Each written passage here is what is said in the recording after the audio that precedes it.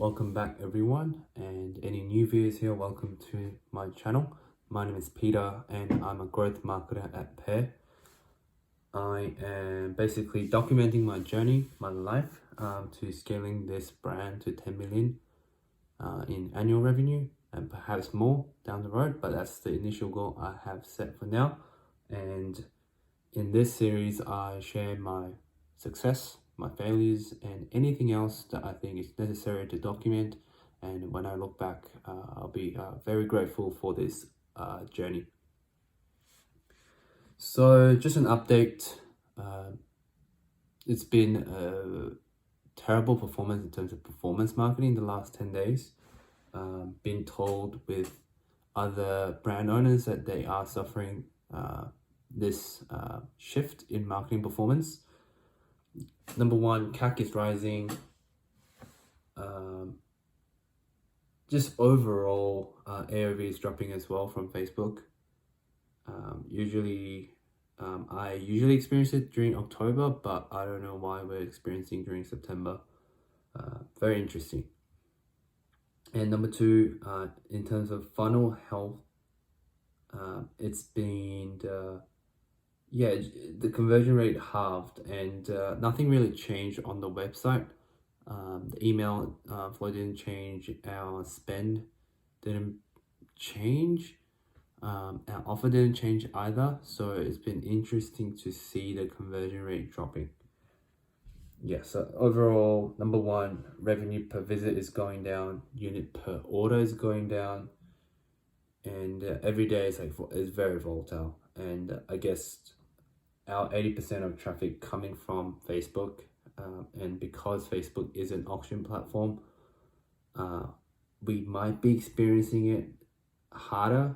The impact might be harder when all the big household brands such as Coca-Cola,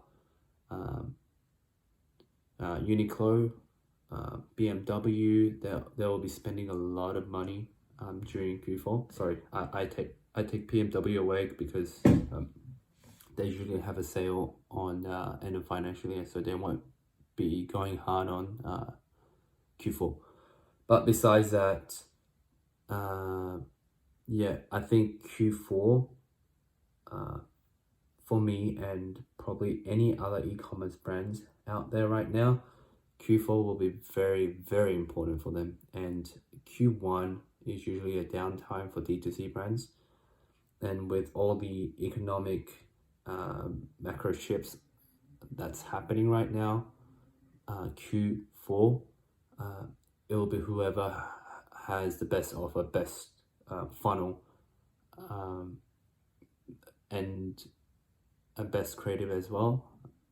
So I am preparing for that, and thank goodness that I have offloaded that performance marketing part to an agency, and I can focus more on the growth parts of the business. But because the funnel health has been going down, I changed the offer. We're changing the website completely. We're making a big swing instead of a little swing.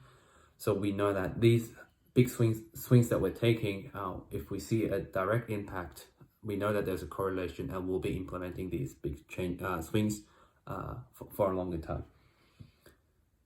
Number two, that puts me into more focus on offline, pop-up stores, getting wholesale accounts. Eventually, people want to experience our product, probably any other e-com product, right? Because online you don't get to feel it, you don't get to experience the customer experience, and I think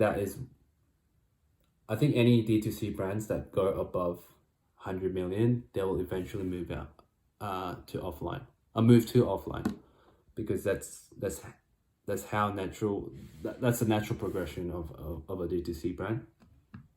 So I'll be going hard on that, probably take 3 to 6 months to actually dial that in and see, okay, this is a good return on investment. Let's double this down. Can we expand to another state, etc. And personal update, I guess. I'm wondering if I should put a deposit on a Tesla Model 3.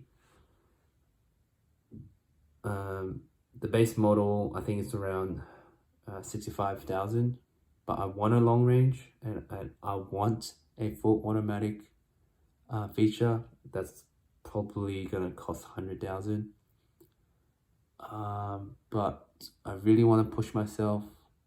I think if I place a deposit and there's a time ticking, and there's fire on my ass, you know, you never know, right? Yeah, so personally, I'm juggling if I should put it through or not. Sometimes you need to have a fire on your ass to make it work. So I am thinking of that, and I will keep you updated. And lastly is I am looking to launch a agency scaling info products and e-com space with email. The reason being performance marketing, it can be quite stressful because it's very, very volatile and things can change based on the algorithm, etc. But emails is quite easier to manage, easier to see more of a direct impact, I guess. And the reason I want to move into info product space, as in provide a service, is it's high margin, and compared to ecom products where it's very dependent on the inventory, employees, processing fees. There's so many other variables that impact the bottom line of the business, whereas info products is very highly lucrative. So charging a high amount for the value that I can create, it's a no-brainer for any info product brands or personal coaches. So, and my goal right now is to become financially independent, and grow my network as well. Because down the road, yes, I may have a next big exit, take a percentage as an employee, but it's always, you never know, right? So I want to have an agency or just a one person business offering email service. So yeah, closing thoughts. It's been a hard week for me, emotionally as well. Just a lot of personal things getting in my way. I was not getting in my way, just affecting me, affecting my work as well. So I've learned to be calm. Life comes in waves, up and down, and you really need to keep your emotions very stable. So going for a lot of walks right now. Wherever I feel stuck, I just go for a walk, come back, refresh, and just get my work done. I think that's, instead of overthinking, just get a walk. It's a really good therapy. But however, I'm really excited for the upcoming week. This week has been an emotional roller coaster, but a lot of learnings, and it's been quite uncomfortable where I've been not sleeping well, a lot of sweaty hands, sweaty armpits.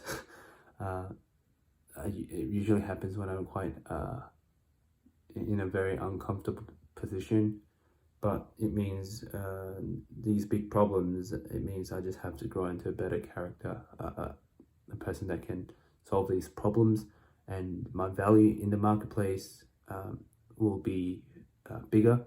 So very excited for the upcoming months of 2022 and the big learnings that I had this week. That is it, and I look forward to this week and recording my next vlog. Cheers.